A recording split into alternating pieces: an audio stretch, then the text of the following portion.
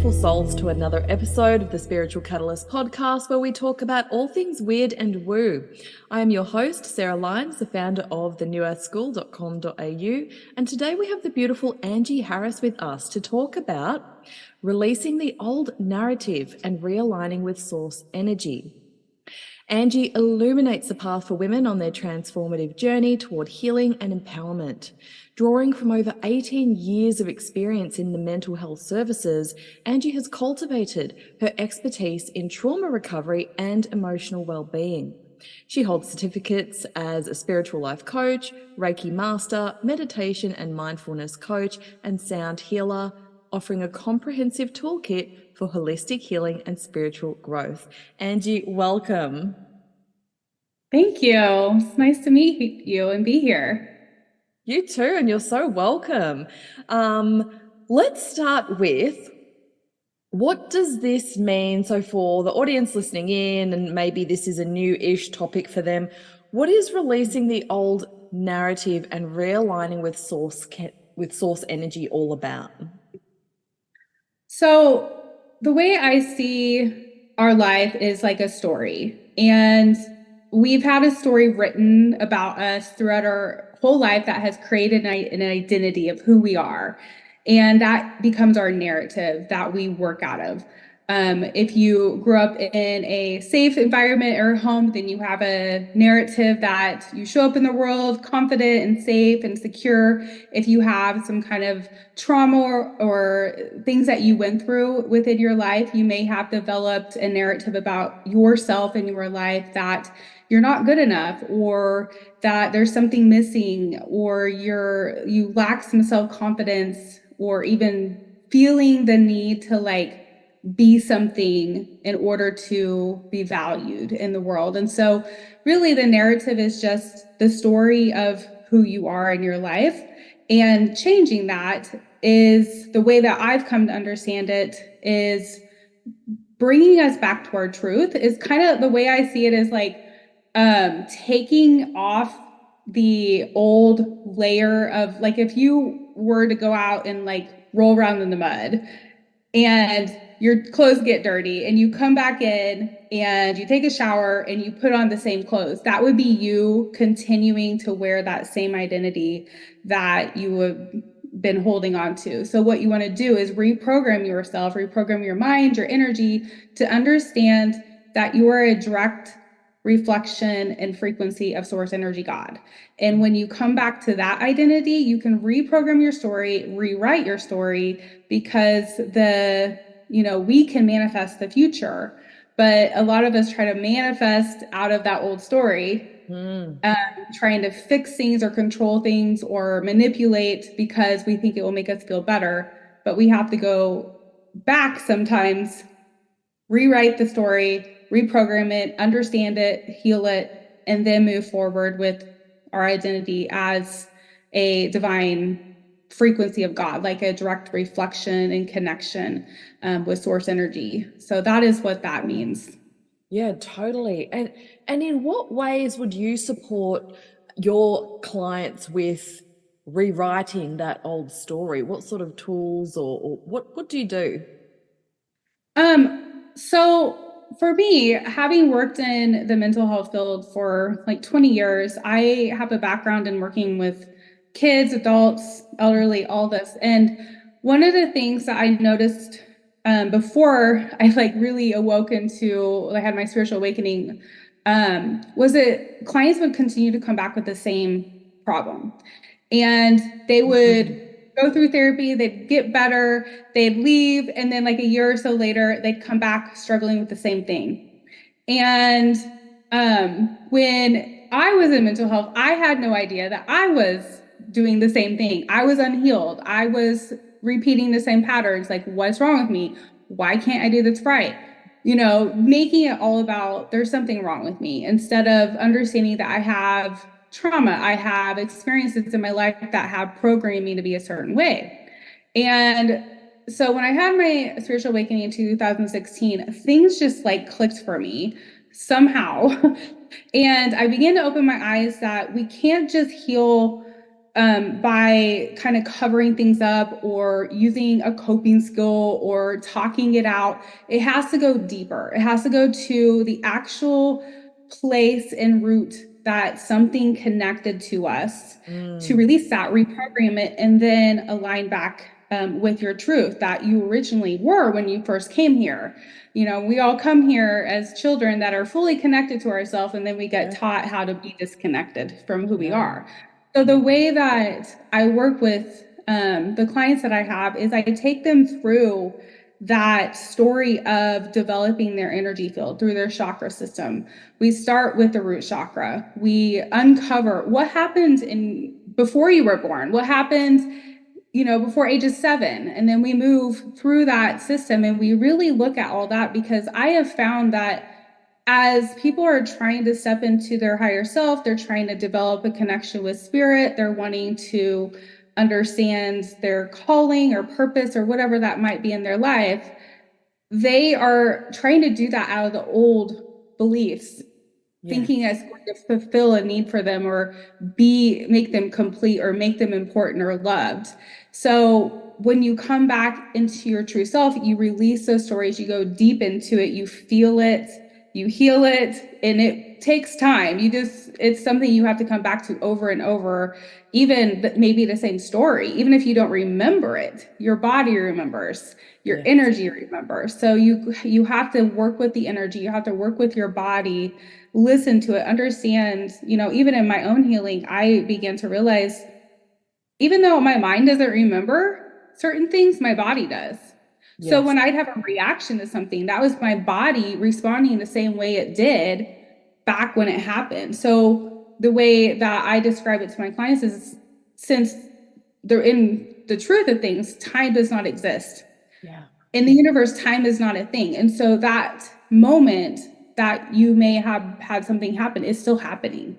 So Mhm. you in this timeline can go back and help heal that part of yourself in that timeline, which can reprogram that story, change that narrative, and then you can move on in this part. And my goal is to get people realigned with that inner power, that passion of who they are outside of that story, and to be led by love, really, to understand that anything you're doing out of the ego, anything that you're trying to achieve or accomplish without it being driven by the energy of love or compassion for yourself, even, then it's going to continue to fall short and it's going to continue to feel empty. And Uh-huh. so I kind of see like source allowing us to go through this hard stuff so eventually we can come back to who we really are and grow, but all of that is for the purpose of love, and that's first to love yourself and Mm. then to be that reflection out into the universe. So that's really how I work, is just uncovering all the stuff. It's pretty intense. Like I always ask for a 7-week commitment so that we can go through every chakra first, Yep. and then we can move on from there. But I kind of lead them pretty deep into this stuff, and I've seen amazing results from it, and I do the work on myself too. So Beautiful. it's important, I think. Beautiful. And you said something before, you were asking yourself, what's wrong with me? And I think we can get stuck in asking the wrong questions. What's wrong with me? Why am I like this? Yes. And so that can create like this mindset trap that we've always got to find something to fix before we can create, which is not true, right? Right, right. And that's where like imposter syndrome comes in, Oh, or yeah. like people pleasing or Mm, codependency, or that fear of showing up. Like that all comes out of that old narrative mm, that it's not really who you are. And so when you get yes. out of the understanding or the belief that you are flawed and there's something wrong with you, and Hmm. you come back to your truth of that spirit that lives inside of you, your higher self that is connected to divine energy that has everything it needs within it, Yeah. then you realize that all the stuff that you think you are is just lies, basically. Um, True. yeah, Yeah. definitely.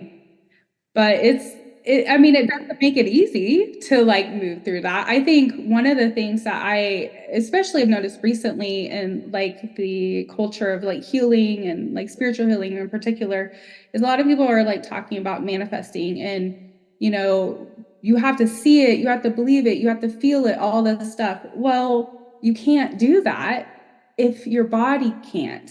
Like people that haven't been able to see themselves as valuable or good or even have the experience of something better than what they might have now, that can cause a frustration in them because they think, well, gosh, I don't deserve it because I can't even think. I can't even envision it. I can't feel into it. And that's because that old part of your energy has to be acknowledged and felt before you can start to really transform and move forward. And you know, I know that I fully believe in like energy, like connecting your energy to your manifestation and envisioning and moving forward and that feeling, and it will come.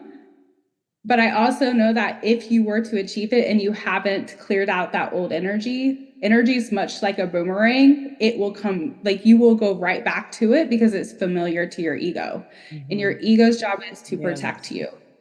Your ego will always do its job and it does its job well. it does. I call our ego the puffer fish as the way I describe it to my clients because you know they're like, I don't know what's wrong. Like I just became angry or I shut down, whatever reaction or trigger you have.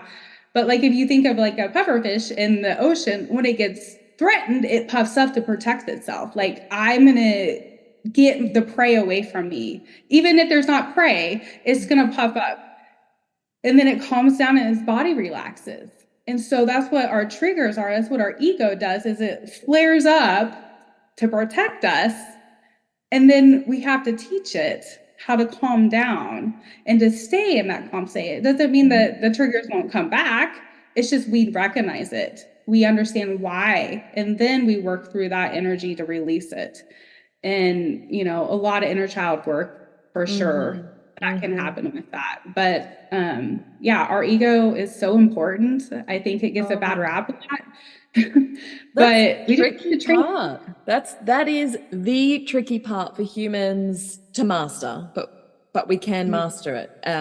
Because this is why we oscillate between desire and then the old ways and the desire and the old ways. It's that ego Mhm. that's so good at doing its job. And it still surprises me today that we still have that survival center that works so well for us, like it did thousands of years ago. But as humans, we're evolving and shifting so much.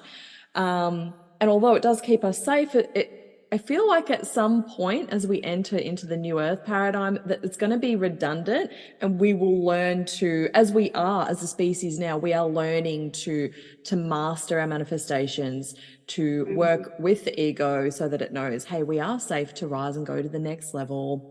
But I'm just Right. wondering for you, and you have touched on this, what are a few tips you could give the listeners today who know that it's ego keeping them safe?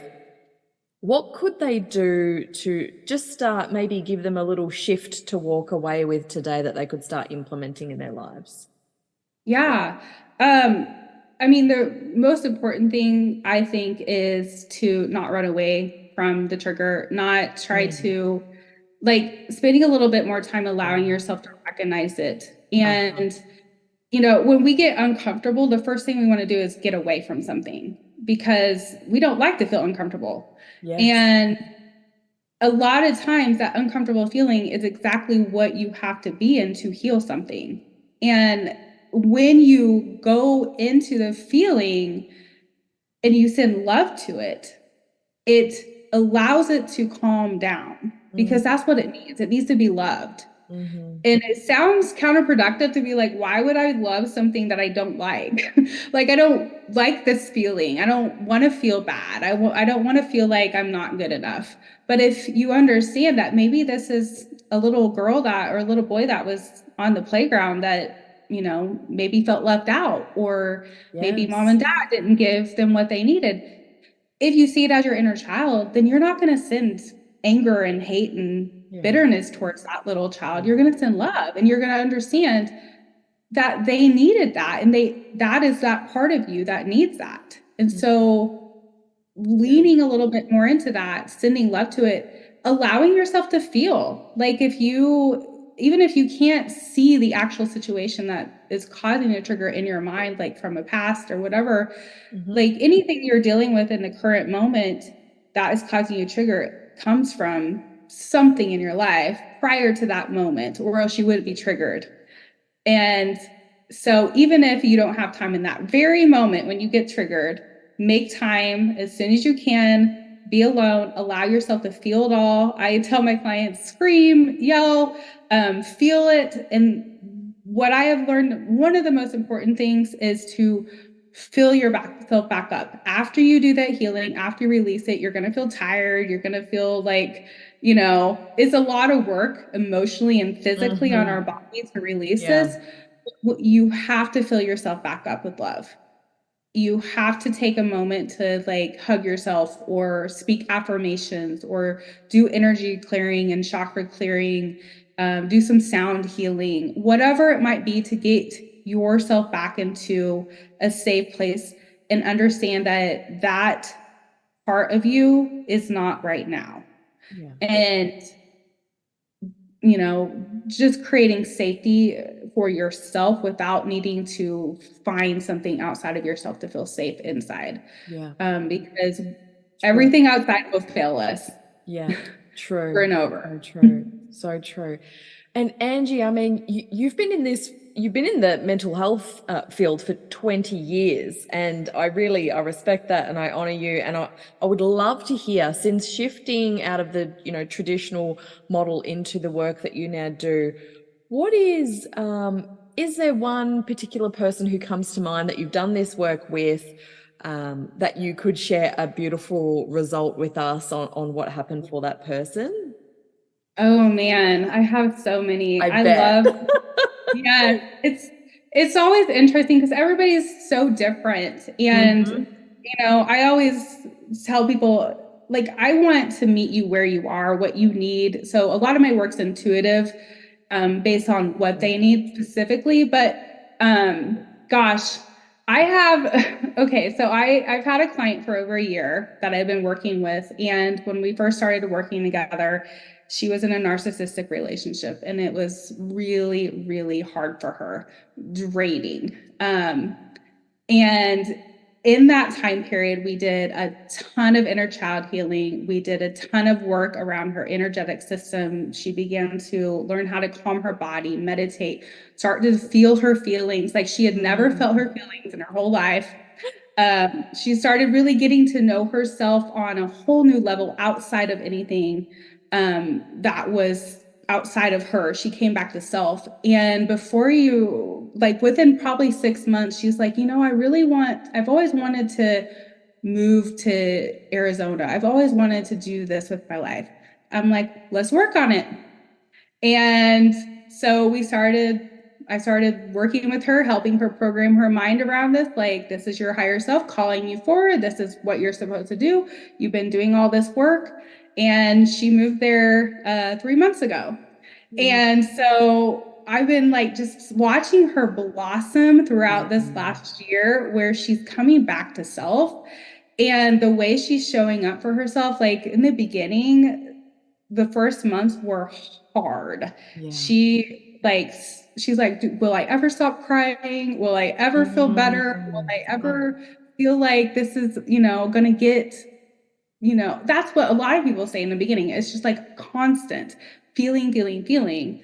But yeah. then eventually you come out of the fog and you start to see yourself again, and you're like, oh, I found myself, this is who I am. And then you start going on the path of like realigning with source energy of who you really are, and then you can manifest your life you want. Yeah. And so that's I just love that story for her, and I love that I've been able to be a part of it. It's so encouraging to me. Yeah. Like, my clients Yeah. inspire me.